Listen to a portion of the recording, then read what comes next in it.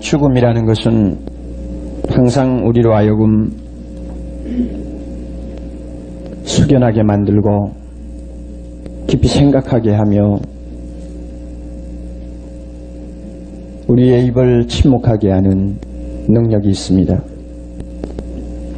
시골에 있는 초라한 촌부의 죽음도 주변에 있는 사람들을 진지하게 만듭니다. 하물며 하나님의 아들 되신 예수 그리스도의 죽음이야말로 우리가 읽을 때마다, 대할 때마다, 생각할 때마다 우리의 마음을 더욱더 숙연하게 만드는 강한 능력이 있습니다. 이 시간 우리의 마음을 마귀가 시험하지 않도록 합시다. 자주자주 우리는 십자가를 대할 때마다 마귀의 시험을 당합니다. 허탄한 생각에 우리의 마음이 어지러워질 때도 있고 십자가의 그 죽음이 내 마음을 사로잡지 못하고 귓전에서 맴돌다가 끝나는 답답한 일을 우리는 자주자주 당합니다. 이 시간 성령께서 저와 여러분을 도와주시기를 바랍니다. 먼저 구레네 시몬이라고 하는 사람에 대해서 간단히 생각하고 넘어갑시다. 이 사람은 참 성경에 독특한 흔적을 남긴 인물 중에 하나입니다. 북아프리카에 있는 구레네라고 하는 요사이 말로 하면 키레니라고 하는 지역에 살고 있던 유대인 교포입니다. 외국 지역에 나가서 살고 있는 유대인들은 다 너나 할 것 없이 평생 소원 하나가 있다면 돈을 좀 모아서 예루살렘 여행하는 것이요. 그리고 막연히 여행하는 것보다도 6월절 같은 큰 때에 절기에 예루살렘에 가서 성전에서 제사 지내고 그 절기를 참 의미 깊게 보내는 것입니다. 그래서 많은 사람들이 일생 동안 저축하고 저축해서 꼭 한번 죽기 전에 예루살렘을 방문하려고 하는 소망을 가지고 있습니다. 이 시몬이라는 사람도 그런 사람 중에 하나가 아닐까 이렇게 생각됩니다. 일생 동안 모은 것 가지고 단신으로 예루살렘에 왔습니다. 6월절을 기해서 왔습니다.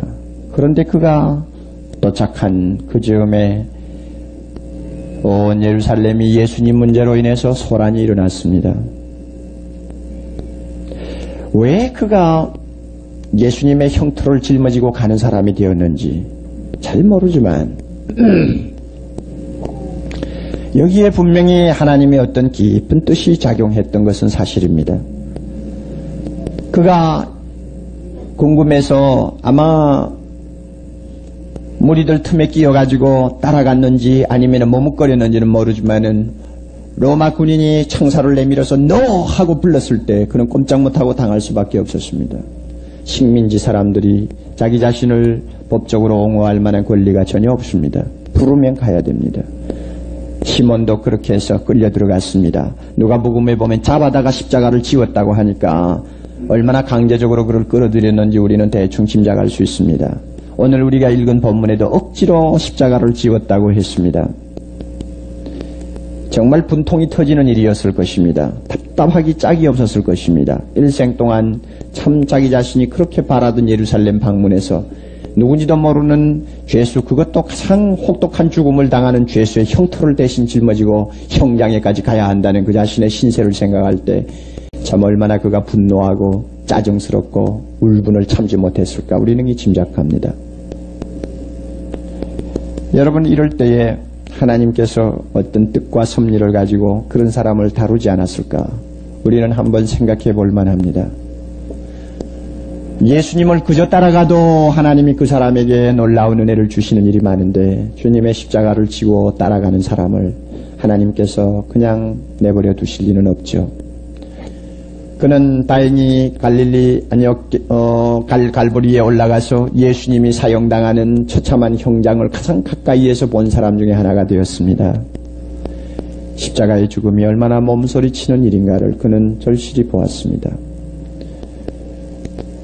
두 죄수는 비명을 지르고 욕설을 퍼붓고 저주하면서 그야말로 난잡하게 죽어가는데도 중앙에 있는 예수라는 분, 자기가 십자가 형틀을 대신 져준 그분만은 그 고통과 괴로움을 묵묵히 참으시면서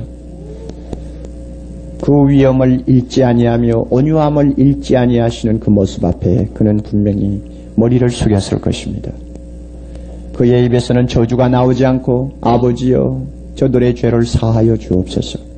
저들이 하는 일을 저희들이 알지 못하느니이다. 용서하시는 주님의 그 음성 앞에 그는 분명히 영안이 열렸을 것입니다. 그 우직하고 무서운 백부장도 하나님의 아들이라고 고백을 했다면 구레네 시몬 역시 그가 하나님의 아들이었다고 분명히 예수님을 향해서 고백했을 것입니다. 제가 왜 이렇게 성경이 없는 터무니없는 어떤 면에서는 근거도 없는 상상을 하고 있느냐 하면 이 구레네 시몬이라는 사람이 남긴 발자국이 이 갈보리에서 끝난 것이 아닙니다. 마가복음의 15장에 보면은 구레네에게 아들 둘이가 있었습니다. 알렉산더와 루포라고 하는 아들입니다. 그래서 알렉산더와 루포의 아버지 시몬이라고 그랬습니다. 이 두 아들 가운데서 루포는 바울 당시의 로마 교회의 지도자가 되었습니다. 그리고 로마서 16장 13절에 보면 이 루포의 어머니, 그러니까 시몬의 부인이죠. 이 부인에 대해서 바울은 나의 어머니라고 불렀습니다. 내 어머니, 내 어머니. 그거 보통 쉬운 일이 아닙니다. 어지간해가지고 바울 같은 위대한 신앙인의 눈에 들겠습니까? 그 부인의 믿음이 얼마나 좋았길래, 그분의 인격과 그분의 역할이 얼마나 중요했길래 바울이 내 어머니라는 표현을 썼을까? 우리가 신앙생활 하다가 보면 뜻이 맞는 사람들이 있습니다. 그러면 남남이 있기보다는 너 내 형 해, 내 동생 할게, 뭐 이렇게 해서 서로가 의형제도 만들고, 뭐 또 아주 믿음 좋고 자기를 위해서 기도 많이 해주는 부인들 보면 믿음의 어머니하고 존경을 하고 그러죠. 어지간해서 그런 관계가 맺어지기가 어렵습니다. 그런데 이 시몬의 부인 되는 사람이 얼마나 특별한 믿음의 소유자였는지 바울이 내 어머니라고 했으니 말입니다.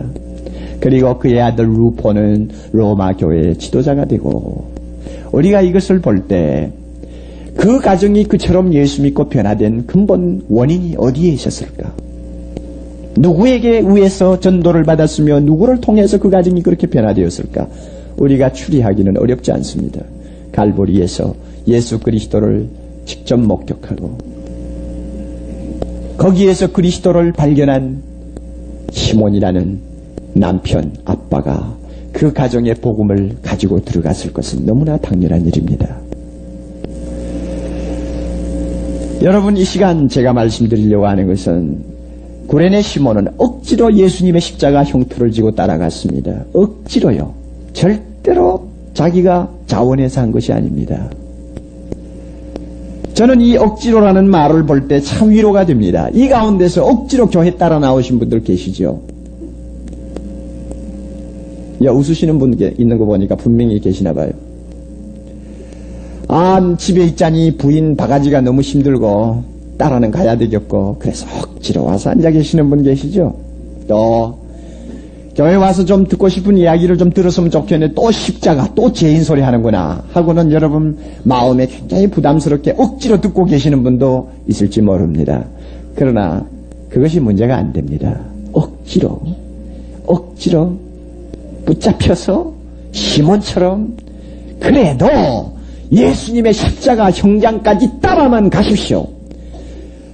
우리를 위하여 피 흘리고 전 인류의 죄를 짊어지고 저주받은 죽음을 당하고 계시는 그 주님의 발치까지만 오세요. 억지로라도 좋아요. 끌려와도 좋아요. 밀려와도 좋아요. 억지로라도 오세요. 오시기만 하면 시몬처럼 변화받습니다. 주님이 가만히 그런 사람 두지 않습니다. 그의 어두운 마음에 빛을 비추어 주시고 그로 하여금 자기의 품으로 들어오게 만듭니다. 진리를 깨닫게 만듭니다. 그러므로 여기에 억지로 교인들이 있어도 전혀 문제가 안 됩니다. 마음을 여세요. 저는 오늘 우리가 읽은 이 본문 전체를 다루고 싶지만 시간적으로 허용이 안 됩니다. 한 부분만을 저는 택합니다. 오전 9시에 주님이 십자가에 못 박혀 돌아가셨습니다. 3시간 동안 주님이 그 기가 막힌 아픔과 고통을 참고 견디었습니다. 12시가 되었습니다. 갑자기 온 천지가 어두워지고 흑암이 전 지역을 누르기 시작했습니다. 무서운 어두움입니다. 성경을 부정하는 신신학자들은 그것은 일식이 어떻게 서로가 우연하게 일치가 되어가지고 어두워졌다고 말합니다만, 여러분 과학자들에게 물어보세요. 천문학자들에게 물어보시오. 정오 시간에 일식이 가능한가? 사람들 편에서 볼 때는 신비스러운 어두움입니다. 그러나 하나님 편에서는 분명합니다. 어두움, 그것은 의미가 있는 어두움입니다. 자기 아들이 못 박혀 돌아가는 그 장면을 하나님이 보시다 못해 온 지역을 어두움으로 감쌌습니다. 12시부터 오후 3시까지 이 어두움이 천지를 덮었습니다. 오후 3시 가까워지자 그 어두움 속에서 하늘을 찢는 절규가 들렸습니다. 엘리 엘리 나마 사박다니, 나의 하나님 나의 하나님 어찌하여 나를 버리시나이까? 어찌하여 나를 버리시나이까?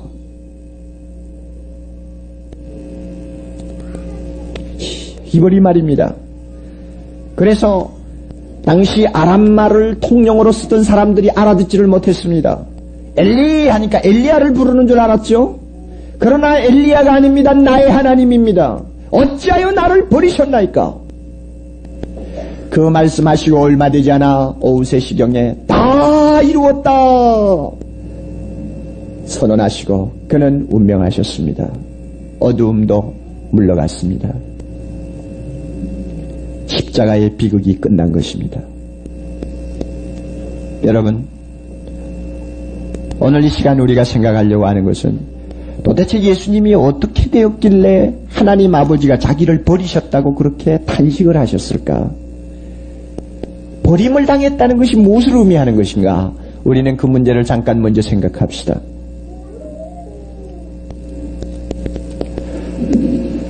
고린도 후서 5장 21절에 우리가 보면, 적어두었다 집에 가서 참고하세요. 고린도 후서 5장 21절, 하나님은 죄를 알지도 못하신 예수 그리스도로 하여금 우리를 대신해서 죄를 삼으셨다 이랬습니다. 예수님을 죄로 삼으셨다.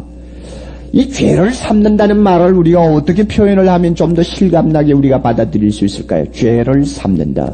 제자를 삼는다 하면 무엇으로 표현합니까? 제자를 만든다. 그러죠? 그럼 예수님을 죄로 삼았다. 그러면 죄로 만들었다. 그래요. 좀 실감이 납니다. 죄로 만들었다. 그러나 좀 더 좋은 표현이 없을까요? 십자가에 못 박히신 예수 그리스도를 하나님은 쇳덩어리로 보셨다. 쇳덩어리로 보셨다. 아마 이 말이 더 실감이 날 것 같습니다. 쇳덩어리로 보았어요. 우리가 여름에 해변가에 가면은 모래를 파고는 사람이 들어눕고 모래찜질하느라고 사람 위에다가 모래를 가득히 쌓아놓습니다. 멀리서 보면 사람이 아니에요. 모래더미죠. 그렇죠. 모래더미입니다. 사람이 아니에요. 예수님이 십자가에 지금 죽어 매달려 계십니다. 하나님이 보실 때는 그거 자기 아들이 아니에요. 왜냐하면 모래알과 같이 헬 수 없이 많은 전 인류의 죄를 그에게 전부 다 뒤집어 씌워놓았습니다. 옥목사의 죄, 여러분의 죄, 동양인의 죄, 서양인의 죄, 아담 후손 전부의 죄를 그 아들 머리로부터 발끝까지 온통 뒤집어 씌워놨습니다. 하나님이 보실 때 그건 아들이 아니요, 그거는 성자가 아니요, 완전히 쇳덩어리였습니다. 쇳덩어리. 죄를 보고 하나님은 참지 않습니다. 죄 자체를 보고 하나님은 절대 동정하지 않습니다. 하나님께서 그 죄값을 사정없이 쏟아넣었습니다. 이것이 12시부터 시작된 어두움으로 상징됩니다. 어두움은 심판을 의미합니다. 구약에서도 어두움은 항상 하나님의 심판입니다. 신약에서도 어두움은 항상 하나님의 심판을 상징합니다. 그래서 여러분 보세요. 예수님이 비유를 드실 때마다 저 사람을 묶어가지고 어디에다 갖다 던지라? 바깥 어두운데 던지라 그랬죠. 그거 지옥이에요. 어두움은 항상 심판의 상징. 그래서 죄인을 위해 준비하신 그 무서운 곳도 어두움으로 상징됩니다. 하나님이 12시부터 오후 3시까지 어두움을 보낸 것은 하나님이 예수님을 잿덩어리로 인정하시고 심판하신다는 것을 의미합니다. 심판받았어요. 심판받았어요.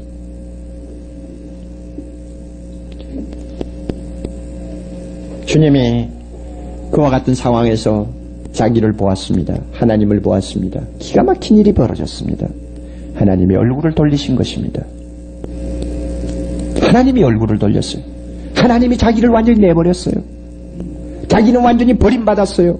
자기 홀로 인류의 죄를 짊어지고 완전히 버림받은 상태에서 그는 무서운 지옥의 고통을 당하고 있는 모습을 자기가 이제는 체험하게 된 것입니다. 우리가 잘 알지 않습니까? 예수님은 6시간 가까이 계셔도 자기의 몸이 견디지 못해서 비명을 한마디 지른 일이 없습니다. 육체의 고통은 하나님이 나와 함께 하신다는 것만 알면 참을 수 있습니다. 병상을 가보세요. 많은 환자들이 어려움을 당합니다. 그러나 그 가운데 예수 믿는 사람 찾아가서 어떠세요? 하고 물으면 좀 힘들어요. 그러나 하나님이 나와 함께 하시는 거 믿고 그래도 감사하고 있어요. 제 병은 꼭 나을 것입니다. 보면 아무리 육체가 아파도 하나님이 나와 함께 하신다, 하나님이 나를 돌보신다 생각하면 그 믿음 때문에 그 사람은 육체의 고통 참을 수 있었어요. 그래요. 정신적인 고통도 참을 수 있어요. 아무리 우리가 어려운 시련을 많이 당해도 이 어려움 속에서 하나님이 나와 함께 하시며 나를 붙드신다는 거 확신하면 그 고통도 참을 수 있어요. 예수님도 마찬가지예요. 하나님이 나와 함께 하신다고 믿었을 때 그는 분명히 육체의 아픔도 참을 수 있었어요. 베드로가 왜 나를 모른다고 했느냐? 그는 불평하지 않았어요. 가룟 유다가 왜 나를 배신했느냐? 그는 정신적인 고통과 원망을 갖고 있지 않았습니다. 다 참을 수 있었습니다. 그러나 하나님이 드디어 자기를 버렸다고 생각할 때 그 영적인 고통만은 주님이 참을 수가 없었습니다. 성경을 보면 예수님은 항상 언제 기뻐하셨습니까? 하나님이 나와 함께 하신다 하고 말씀할 때 기뻐합니다. 예수님은 많은 무리들이 다 떠나가고 자기 홀로 남았을 때도 그는 위로를 어디에서 받았습니까? 아버지는 나와 함께 하시느니라. 항상 그렇게 자신이 하나님이 함께 하신다는 그것 때문에 위로와 기쁨을 느끼고 긍지를 가지고 예수님은 사셨습니다. 그런데 그 생명의 근원이라고 할 수 있는 하나님과의 교제가 단절되어 버렸습니다. 이것이 십자가입니다. 단절되었어요.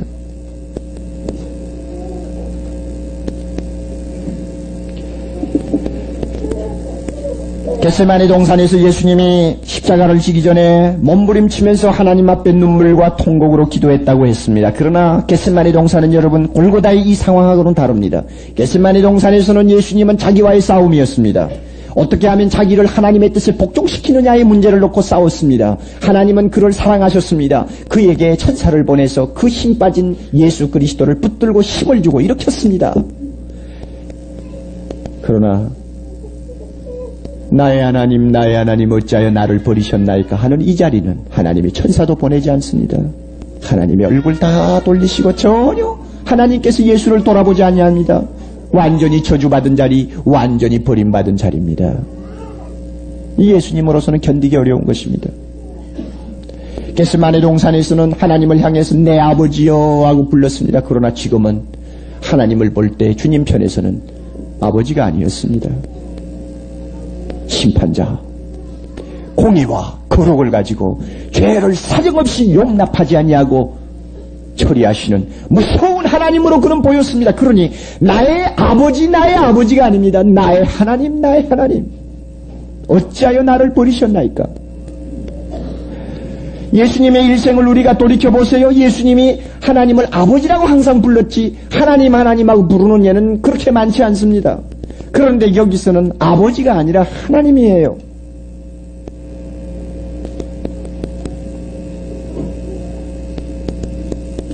우리가 이 예수님의 몇 시간 동안의 기막힌 이 체험을 어떻게 표현하며 어떻게 우리가 이해를 할 수 있습니까? 만약에 옥 목사가 지옥을 간다면 그때는 이해할 수 있을 것입니다. 우리가 지옥에서 받아야 될 모든 절망을 지금 그 순간에 예수님이 홀로 당하고 계시기 때문에 하나님과 완전히 단절되고 하나님을 떠나버린 그 상태가 얼마나 무섭고 고통스럽고 괴롭고 절망적인가는 지금 나 몰라요. 지옥 가면 알 수 있죠. 주님은 지옥의 그 고통을 거기서 친히 맛보신 것입니다. 그래서 우리는 주님 앞에 감사할 뿐이죠. 나 대신 버림받은 예수 그리스도 생각할 때 감사할 뿐이죠. 자, 그러면 여러분 두 번째로 그 예수 그리스도가 버림받은 이유가 무엇입니까? 이유는 간단합니다. 다 같이 대답하세요. 이유가 무엇입니까? 세상죄를, 거기서 나는 빠질 수도 있어도 세상죄를, 아니요, 나 죄를 위해서. 다시 말하면 내가 당해야 될 그 형벌을 대신 그 자리에서 당하신 것입니다. 다른 말로 바꾸면 내가 앞으로 들어가서 영원히 당해야 될 그 무서운 형벌을 주님이 십자가에서 그 순간에 전부 다 당하신 것입니다. 그러니까 나 대신 하나님 앞에 버림받은 예수 그리스도입니다.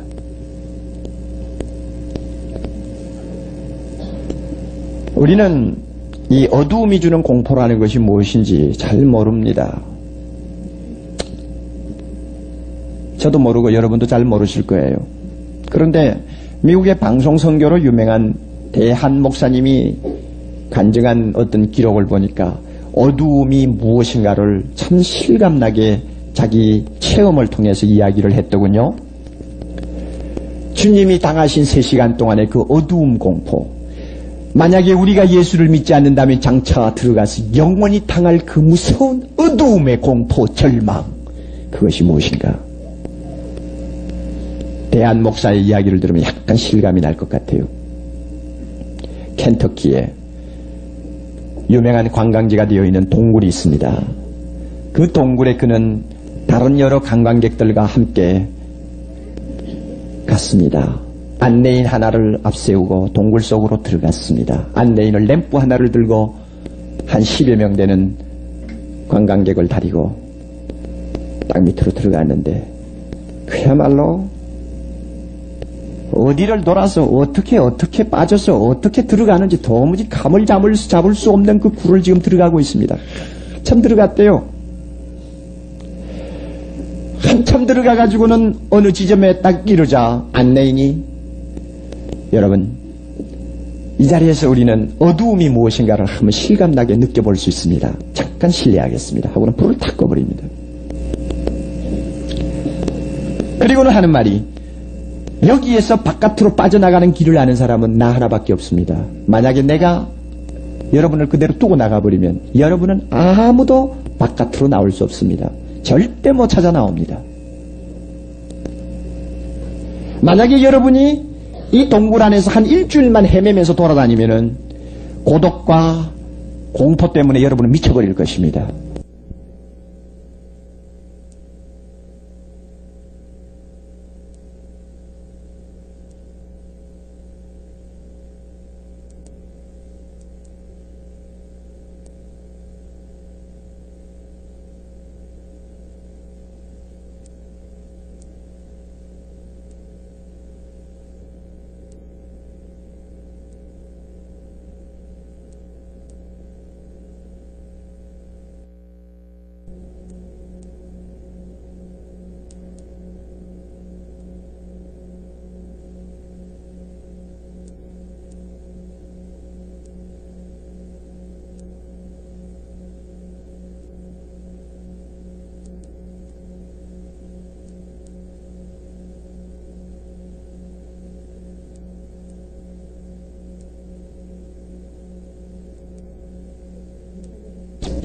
굴 속에서 툭툭 스며들고 떨어지는 물방울 소리에 여러분은 정신착란을 일으킬 것입니다. 자, 이제 한번 이 어두움이 주는 무서운 힘이 무엇인가를 한번 느껴보십시오 하고는 가만히 있습니다.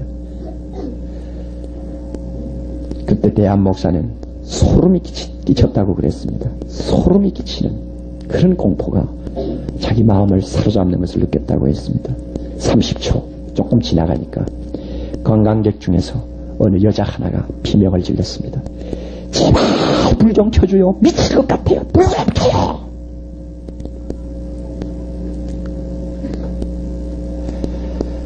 그것이 주는 그 중압감, 절망, 그것이 무엇인지 우리는 아직 모르지만 주님의 십자가에서 우리 대신 당한 것입니다. 여러분, 그 대신 우리에게는 어두움 대신에 무엇이 왔습니까? 빛이, 진리의 빛, 영광의 빛, 하늘의 축복의 빛이 우리를 감싸고 우리를 주관하고 계십니다. 예수님이 우리 대신 어두움을 담당하셨기 때문입니다.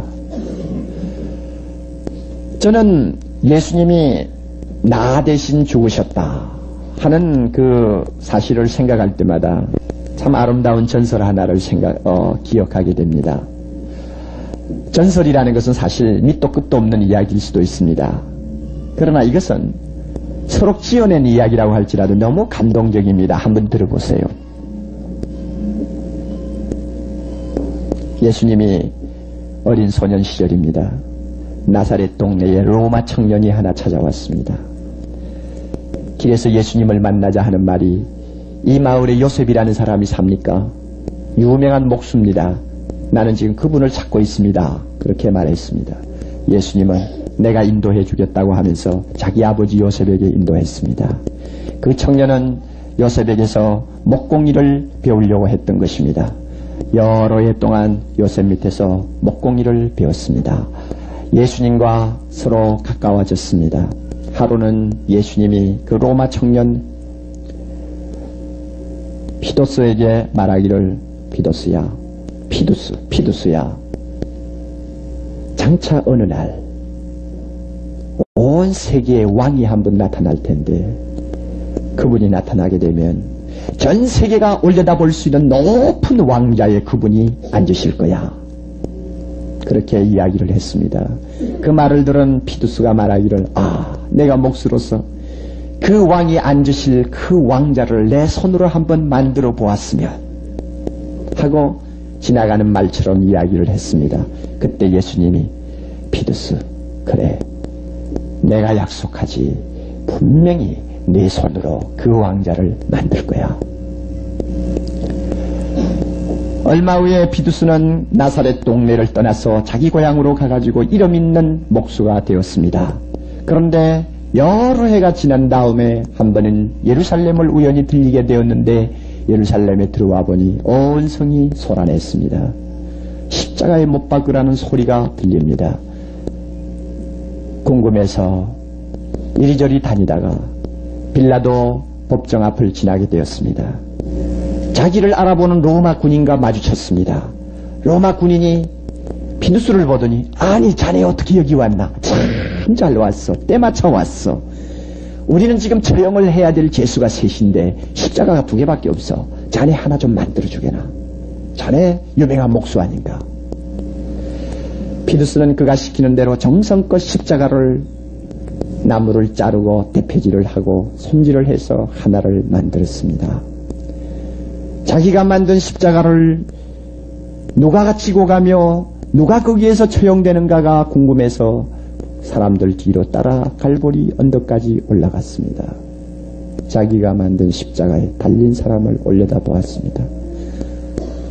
평생 잊을 수 없었던 그 나사렛 소년의 얼굴이 보였습니다.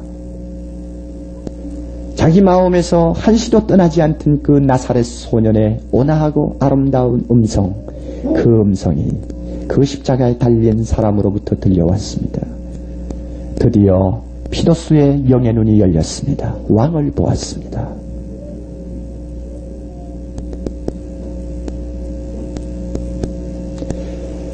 예수님은 누구의 십자가를 줬습니까? 내가 만든 십자가를 주님이 줬습니다.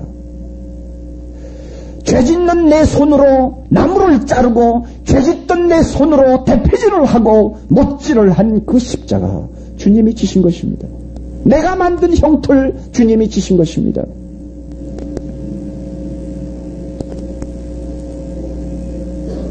여러분, 예수 그리스도가 나 대신 저주받고 십자가에서 그처럼 비참하게 하나님으로부터 버림받았다는 사실을 어느 정도로 실감나게 여러분 마음속에 느끼고 있습니까? 성령께서 도와주시기를 바랍니다. 이것은 인간의 어떤 설명 가지고 되는 것이 아닙니다. 주님이 나 때문에 버림받고 엘리 엘리 라마 사박단이라고 소리친 그 절주가 바로 나 때문이요. 내가 지옥에서 영원히 절주해야 될 그 절주를 하나로 묶어서 그 시간 주님이 외쳤다는 사실을 우리가 마음속에 깊이 간직한다면 성령께서 우리의 마음을 밝혀주실 것입니다. 깨닫게 해주실 것입니다. 피두수처럼 시몬처럼 우리의 눈을 열어 날 위해 죽으신 날 위해 버림당하신 예수 그리스도를 발견하는 영안을 열어주실 것입니다.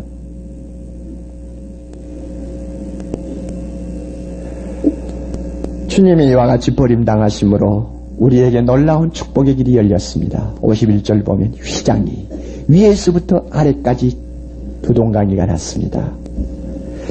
성경에 대해서 아직 정확하게 잘 모르시는 분들은 이 구절을 이해하기 어려울 것입니다.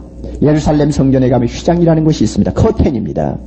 어디에 있는 커튼이냐 하면은 제사장들이나 사람들이 마음대로 출입하면서 제사도 지내고 예배할 수 있는 지역하고 그 다음에 그 안쪽하고를 구별하는 커튼입니다. 교회당으로 말하면은 강단하고 여러분이 앉으신 자리 사이에 쳐놓은 커튼이라고 할 수 있습니다. 커튼 앞에까지는 마음대로 제사장도 들어오고 백성도 들어올 수 있습니다. 그러나 커튼 뒤에는 못 들어옵니다. 옛날에는 거기에 법궤가 있었습니다. 그러나 예수님 당시에는 법궤도 아무것도 없습니다. 텅 빈 공간입니다. 하나님이 계시는 곳입니다. 1년의 대제사장, 제사장 중에 제사장, 제사장의 대표, 대제사장만이 한 번 들어와서 자기와 백성들의 죄를 위해서 기도하고 나갑니다. 그 외에는 못 들어옵니다. 아니 어떻게 생겼는지 아무도 모릅니다. 그런데 예수님이 다 이루었다 소리치는 그 순간 쫙 짜게져서 나누어졌습니다. 오후 3시면 제사장들이 저녁 제사를 드리는 시간입니다. 제사장들이 분명히 목격했을 것입니다. 갑자기 휘장이 위에서부터 짜게지는 것을 보았습니다. 여러분 이것이 얼마나 큰 축복인지 압니까? 아무도 못 들어오는 그 휘장이 찢어짐으로 길이 열렸습니다. 누구에게 향하는 길입니까? 하나님을 향해서 들어가는 대로가 우리 앞에 열린 것입니다. 예수님은 버림받고 우리는 대신 하나님에게 영접을 받은 것입니다. 예수님은 나 때문에 저주거리가 되고 나는 하나님 앞에 축복이 된 것입니다. 휘장이 열렸습니다. 그 길을 통해서 예수의 피 가지고 예수의 이름 가지고 담대하게 하나님 앞에 나갈 수 있는 축복의 길이 우리에게 열렸습니다. 어떤 죄인도 괜찮습니다. 아무리 많은 죄를 범한 사람도 괜찮습니다. 과거가 어떻게 했던지 묻지 말고 오직 예수 그리스도 이름만 가지면 하나님 앞에 당당히 들어갈 수 있는 하늘의 대로가, 구원의 대로가, 축복의 대로가 열렸습니다. 주님이 우리에게 주신 축복이요. 그래서 저와 여러분이 오늘 이 자리에 나와서 하나님을 아버지라고 부릅니다. 예수님은 아버지라고 부르지 못하는 고통을 당했지만 우리는 마음 놓고 아버지라고 부릅니다.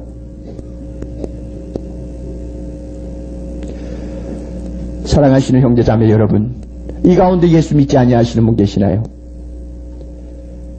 아직도 예수님의 십자가가 나를 위한 십자가라는 것을 마음속 깊이 믿지 못하고 계시는 분 계시나요? 비록 억지로 와서 앉으셨다 할지라도 기도하세요. 주여 나의 눈을 열어주시옵소서. 나 때문에 저주거리가 되시고 버림당하신 예수님, 오 주여 내가 당신을 믿습니다. 그렇게 고백만 하시면 하나님께서 여러분 마음에 빛을 비추어 줍니다. 오냐 오라, 오라, 누구든지 오라, 언제든지 오라, 만나자. 내 죄는 용서받을 것이요 너는 나의 아들이 될 것이요 영원한 영생을 얻을 것이니 오라. 만약에 우리가 이와 같은 축복의 길을 선택하지 못한다면 결과는 하나밖에 남지 않습니다. 주님이 십자가에서 견딜 수 없이 당하신 그 저주가 우리 앞에 기다리고 있습니다. 예수님은 6시간 동안 십자가에서 당하신 고통이지만 우리는 영원히 당하게 될 것입니다. 그 길 하나 남았습니다. 여러분 택하시겠습니까? 그 길로 들어가시겠습니까? 가시겠습니까? 절대로 그 길을 가서는 안 됩니다. 우리 예수 믿는 분들은 예수님의 이와 같은 십자가의 죽음을 생각할 때 적어도 마음속에 몇 가지 결심을 해야 되겠습니다. 예수님을 사랑합시다. 이거 첫째입니다. 주여 감사합니다. 아이삭 왓즈가 말한 것처럼 눈으로도 눈물로서 못 갚을 줄 알아. 몸밖에 드릴 것 없어 이 몸 바칩니다. 사랑합시다. 주님 사랑합시다. 여러분 마음에 뜨거움이 없습니까? 내 것 다 가지고 주님 사랑합시다. 나 대신 버림당하고 저주거리가 되신 주님을 사랑합시다. 둘째는 죄를 미워합시다. 예수님을 십자가에 못 박은 그 죄, 예수님을 버림받게 만든 그 무서운 죄 사랑하지 맙시다. 미워합시다. 좋지 않는 예입니다마는 여러분, 만약에 내 형제 중에 한 사람이 무도한 강도의 칼에 죽었다고 합시다. 그런데 강도가 떨어뜨리고 간 그 칼을 날마다 내가 들고 다니면서 이 칼 참 얼마나 좋은 칼인지 모른다고, 이 칼 참 쓸만하다고 이러면서 날마다 자랑하고 집안에 고이 간직하고 있다면 여러분 날 보고 미쳤다고 안 하겠어요? 자기 동생을 죽인 칼을 들고 날마다 좋아함이 미쳤다고 안 하겠어? 예수 그리스도 나의 구주 나의 하나님, 죄 없는 그분을 죽인 그 죄를 날마다 내 손에 쥐고 놓았다가 쥐었다가 놓았다가 쥐었다가 마음에 두었다가 밀어냈다가 또 아쉬워서 끌어들였다가 또 밀어냈다가, 여러분 만약 이런다면 우리가 정상이겠어요? 죄를 마음속에 품고 예수 사랑할 수 있습니까? 죄를 사랑하면서 예수 앞으로 나갈 수 있습니까? 그것은 도무지 모순입니다. 죄를 미워합시다. 또 하나는 나는 절대로 버림받지 아니한다는 확신을 다시 한번 가지십시다. 주님이 대신 버림받았습니다. 우리는 절대로 버림받지 않습니다. 아멘입니까? 예. 예수만 믿으세요. 예수님만 바라보세요. 절대로 버림받지 않습니다. 이 가운데서 내가 구원받을지 못 받을지 불안해하는 분 계십니까? 여러분 불안한 그것은 이유가 없는 불안입니다. 예수만 믿으세요. 분명히 그분을 바라보세요. 십자가가 나의 십자가라는 것을 확신하세요. 그 사람은 절대로 버림받지 않습니다. 내가 저에게 영생을 주노니 영원히 멸망치 아니할 것이요, 영원히 멸망치 아니할 것이요, 아무도 그를 내 손에서 빼앗을 자가 없느니라. 마지막으로 아직도 이 십자가의 축복을 모르는 내 이웃에게 예수 그리스도를 증거합시다. 얼마나 불쌍합니까? 여러분 보세요. 우리 주변을 좀 보라고요. 제가 이번 주간에 수양관을 가가지고는 조금 쉬느라고 이웃 동네를 좀 들어갔습니다. 교회가 전혀 없는 동네입니다. 뭐 한 불과 몇십 가구가 사는 동네인데 또 교회도 없고 교인도 없대요. 그 냄새나는 골목길을 이리저리 다니면서 할머니들 할아버지들을 자주 만났는데 얼마나 쳐다보면 불쌍한지요. 그냥 일생 동안 땅 갈고 그저 농사 짓느라고 찌그러질 대로 찌그러진 꼭 바가지처럼 된 사람인데, 여러분 세상에서 저렇게 고생하고 살았는데 예수 없이 저렇게 죽으면 저 도대체 어떻게 되겠어? 얼마나 불쌍해요. 여러분 불쌍하지 않아요? 예수 안 믿는 여러분 형제 볼 때 불쌍하게 생각이 안 드세요? 내 사랑하는 친구 가만히 볼 때 불쌍하게 생각이 안 드세요?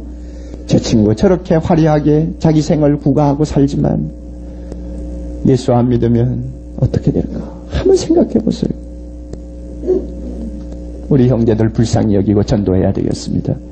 아무쪼록 예수님의 고난주간을 앞에 놓고 주님의 십자가의 발자국을 하나하나 우리가 따라가면서 우리 자신이 은혜 받을 뿐만 아니라 다른 형제들까지 이 은혜의 길로 초청할 수 있도록 우리 모두가 기도하면서 최선을 다해야 되겠습니다.